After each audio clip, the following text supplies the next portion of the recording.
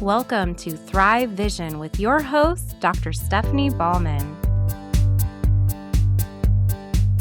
Your gut is talking. Are you listening? The microbiome secrets that no one has told you. Hey, I'm Dr. B. Thanks for joining me today on this podcast with Thrive Vision. And let's get started with your microbiome.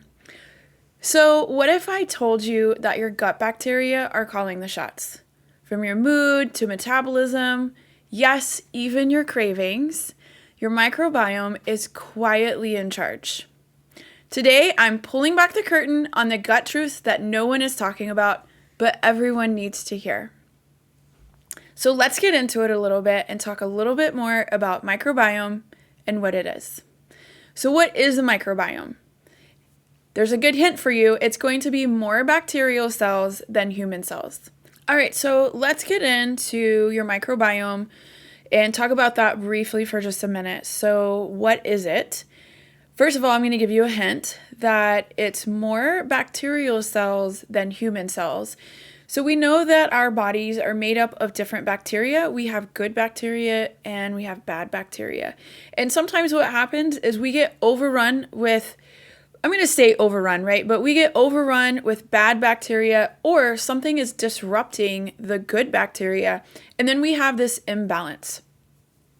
And we'll get more into that here in a little bit. But something else that starts your microbiome is that your gut flora starts at birth, okay? And so babies that are born via a vaginal birth, they have a much more rich microbiome than babies who are C-sectioned. And that is because the body is designed, the woman's body is designed to naturally give birth to a baby, right? Via the vaginal canal. Because through that vaginal canal, a lot of different things are going to happen. And one of the things that happens or impacts the future health of the baby is that it's moving through that vaginal canal and picking up all this good flora. And there's some interchange there that's happening between mom and baby.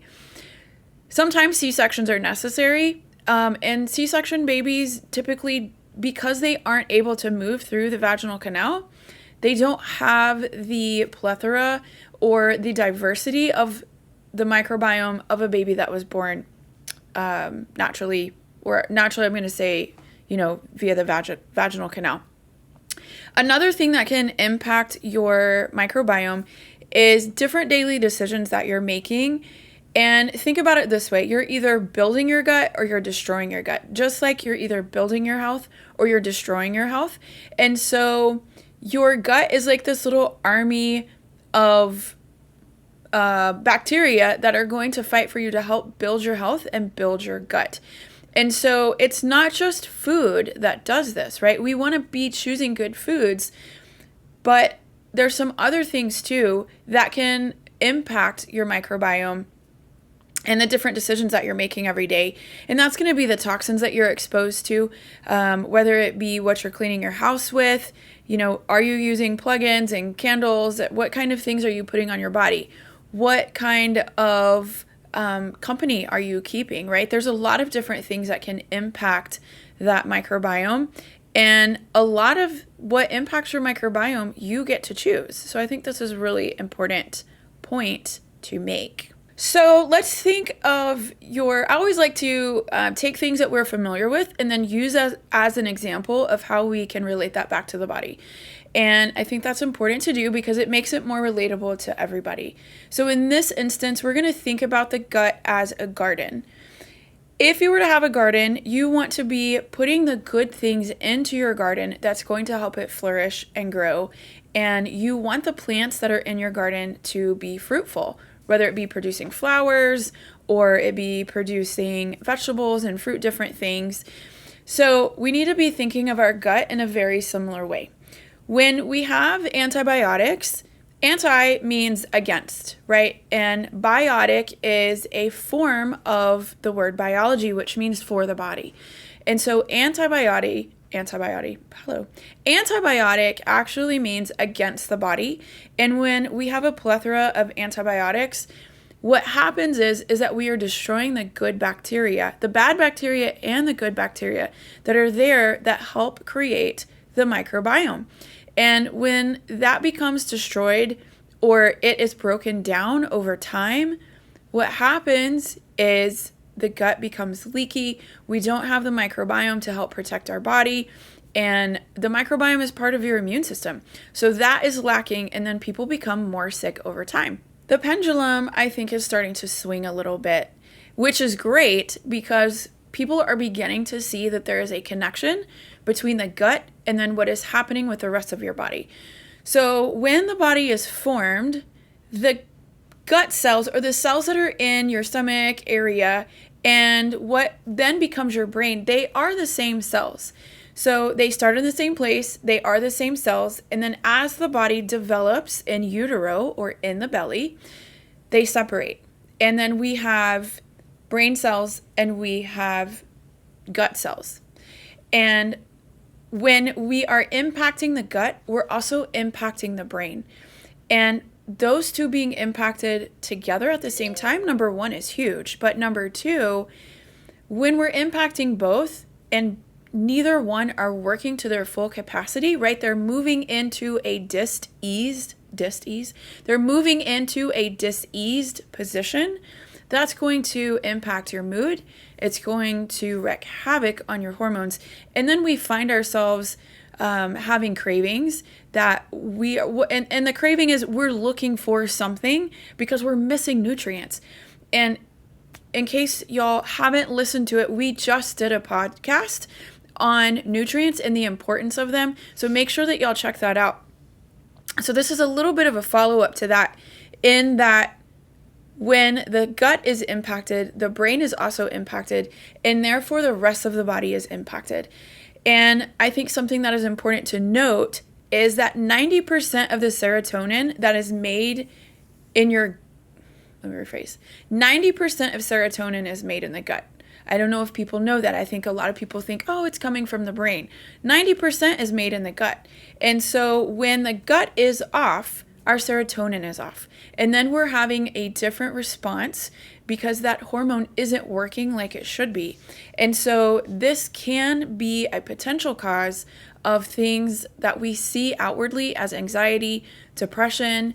Ladies, we see this a lot too. I see this clinically often, is we will have not only the mood swings, but with around menstrual cycle issues, but there can also be breast tenderness, cycle changes, like too heavy, too long of a cycle, lots of different things. And a lot of that comes back to what the gut is doing versus what the gut is not doing. So paying attention to what you are choosing, again, one of those daily decisions that we just talked about. Are you making a decision that is improving the life and the health of the microbiome, or are you making decisions that's breaking that down? Another thing that we can see when the gut microbiome is off is that sugar cravings increase. And I see this clinically a lot. And really, if you look at what people are eating, just go to the grocery store, and not in a judgmental way, but just go to the grocery store and look around the aisles. Look at what people are putting in their baskets. That's going to tell you a lot about where their microbiome is and the things that their body is craving and that they're searching for, right? Because they're missing nutrients. And when the microbiome is off and we've got an increase or an uptick in sugar cravings, then that's going to impact the microbes. And not only is it going to impact microbes, it's also going to impact parasites. And if y'all know me, then you know that parasite cleanses are something that we do in office if you're on program with me all the time, right? We start fixing that microbiome and we start putting people on parasite cleanses. Parasites start coming out. And then the microbiome has to be cleaned up too, right? That's kind of a double whammy that we have to do. And we can kind of circle back to that here in a little bit. But a lot of times when people are craving sugar, microbiome is off, right? The microbiome, the microbes have been impacted. And the parasites, because the microbiome are off, or the microbiome is off, parasites increase. And guess what parasites love? they love sugar. There's a whole lot of other things that they like, but one of their main sources of food is sugar. So when those cravings go up, right, we can have an increase in the impact of the microbes. We can have an increase in the impact that parasites are then having on the body, because then they're going to have a parasite party. And then we can also see upticks in things like complications of Lyme, mold, yeast infections, all kinds of things. So making those daily decisions about what you're putting in your body, again, are you helping build your microbiome and keeping that immune system functioning in a healthy way? Or are you making decisions that are negatively impacting the microbiome, and therefore there's a declination in health? So how do you know that your microbiome is crying for help? Well, we've already established that sugar cravings is going to be one of those signs. But other outward symptoms that we may see, and I see this a lot in office actually with the patients that come in and work with me, I also see microbiome being off in animals. And as a pet health coach, I see this a lot as well, because animals are going to, they have a microbiome, and then they can be impacted by the foods that they are eating, and parasites, mold, yeast, fungus, right? All these things.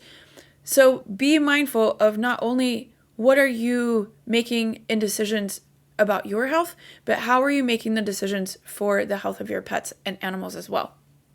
So we know that sugar is a big place that can be a cry for help, right? The body's crying out to you and you're craving that sugar. Some other outward symptoms can be bloating, or inflammation in other areas of the body. Typically, we think of bloating around the abdomen and the midsection, but we can also see inflammation in other places, such as your joints, knees, hips, even the back, right? As a chiropractor, I see a lot of joint issues, even in the feet, that when we clean up the sugar, we get that moving out, and we improve the health of the microbiome, a lot of those aches and pains go away.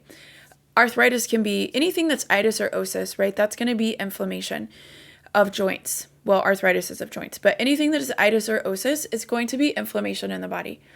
So I see people that have a lot of difficulty with arthritis, pets as well. Brain fog, the skin will majorly be impacted. We can see acne with that, food sensitivities, different autoimmune conditions. Microbiome being off remember, it's impacting both the gut and the brain. So there's going to be inflammation in the brain as well, which is why we can see some brain fog and different autoimmune flares. One thing that comes to mind specifically is going to be MS, but we can also put other things in there as well, such as Alzheimer's, dementia, right? Behavioral changes in children. And then there can also be behavioral changes in your pets. So be thinking about that. If your pet is not behaving in a way that they were, it may be because their microbiome is off. And I will put up the number that you can call at the end of this video in order to get yourself and your animals and your family as well under care, so that we can start taking care of that. Some other outward symptoms that we may be seeing is that there can be stool changes. And remember, we're talking mostly about the gut. And that doesn't include just the stomach. That's going to be the small intestine. That's going to be all of the large intestine. The large intestine has several different components to it. And so there's lots of different places where the microbiome needs to be really strong and it gets broken down. And so stool can either be moving too fast or too slow. It can also be doing both because that microbiome is really off. For women, what we see often is the vaginal area is a huge place where the microbiome needs to be really strong. And that's because the vaginal canal just opens up into the body. And so that microbiome needs to be strong so that the woman has more protection. So we can see when that is off, there can be yeast infections, bladder infections, which can move into the kidneys. We can have things like bacterial vaginosis, right? There's a lot of different things that can be impacted there. Some other things that I see clinically with this, there can be migraines, headaches. We can see sinus infections, nosebleeds, different ear things. And this is because the microbiome, also, let me not forget to add in the mouth, right? The mouth has a microbiome as well. And lots of different places in the body has its own very specific microbiome that is geared for a specific purpose, like the specific purpose of that organ. So we need to make sure that all these microbiomes are working together. And a great place to be looking and starting and making sure you're taking care of is that gut microbiome. Healing your gut, it's more than like kombucha and kale, right? There's different boundaries that need to be created. There's different swaps that can be made throughout this journey about instead of choosing sugar, you're choosing something else, right? There's a lot of different things that can be impactful in a short amount of time. And knowing what those boundaries are, I think is really important. And so I know for myself that part of the reason that I got into doing what I'm doing is when I was in chiropractic school, I got really, really sick. And I had been sick and I just didn't know. And so I went off gluten because I had to. I was diagnosed with celiac disease, gosh, now it's been well over 15 years ago. And so I had to cut gluten, right? That was really difficult because at the time, even living in Dallas, Texas, there weren't a whole lot of things out that were labeled gluten-free. And so I would leave the grocery store frustrated, crying. I'd leave a basket just in the middle of nowhere with a couple of things in it because I didn't know. I didn't know how to think through what I was moving through. I've done a gut healing journey more than once. When I was in chiropractic school, I learned that I had celiac disease, and I was actually really sick. I didn't know that I was sick until I started really having issues with food. My skin was reacting. It was very itchy. I had headaches. My joints hurt. I couldn't remember. I was so tired I could barely get out of the bed. And a lot of it had to do with the fact that my microbiome at the time was so destroyed that I was losing the ability to function. And I was very inflamed. I had very low energy. I was miserable, and I just didn't know that I was miserable.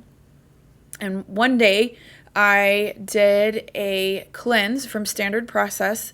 It was their 21-day cleanse. And post that cleanse, I tried to start eating some of the foods that I used to eat, and it made me sick. Well, it made me sick because that was my body triggering, saying, hey, you can't, this is not for you. And so from that point on, I really had to take a look and start learning about my microbiome, the things that I was choosing. And it wasn't necessarily, it was things that I was choosing, but it's what I knew, right? I had to start learning different things. And I was diagnosed with celiac disease well over 15 years ago. And at the time, there wasn't a whole lot of things out, right, on gluten and what it was and what it did. And so I thankfully had some wonderful friends in chiro school that helped navigate with me and try to figure some things out. I also had to go off of dairy, no cheese, no butter. I really had to overhaul what I was doing. And thankfully, I listened to that because it really started this journey for me. And by improving my microbiome at that time, I was able to get through chiro school and do what I love doing. And as my microbiome started healing from that, I could start healing other areas of my body. Remember that I said that there's more than one microbiome in your body. So I had to heal the gut microbiome. And then after I healed that, I was able to heal the different microbiomes associated with different organs and systems so that my body could be functioning as well as possible and moving more in the direction of health than in the direction of disease. And so I think it was a huge aha moment for me because I was able to, at least at the end of that cleanse, because I was able to take a look and go, oh, these foods really are impacting me, and I didn't know that. And they had been impacting me for years, and we just didn't know. You don't know that you don't know until you know that you don't know, and then you know that you don't know. I know this sounds crazy, but then you know that you know that you know.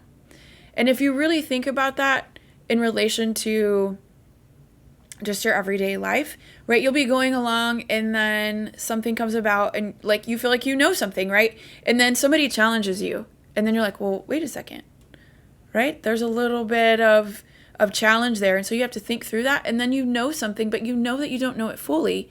So you need to look into it further. And then eventually you get to this point where you're like, oh yeah, okay, now I know. And then the process starts all over again.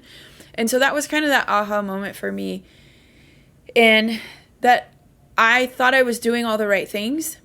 And then turns out my body needed something more specific. And that's okay, because it is fearfully and wonderfully made to function in a way that is specific for me and my purpose. And your body is going to need that as well. One thing that we offer, or actually a couple of things that we offer in the office, are we offer some quantum nutrition testing, and then I'm also a pet health coach. And what we're able to do with those two things is take a look at root causes. Take a look at your microbiome. Why is your microbiome off? Is it because of foods? Is it because of heavy metals or chemicals?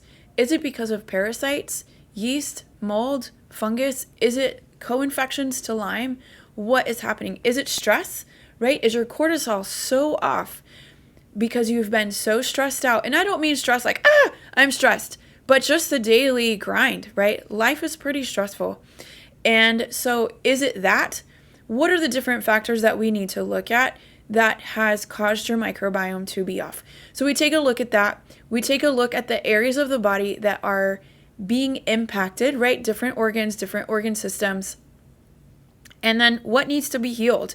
And then what we do is we choose specific supplements that are geared specifically for your cells and your microbiome so that it can start healing, thereby improving your health, improving the health of your animals.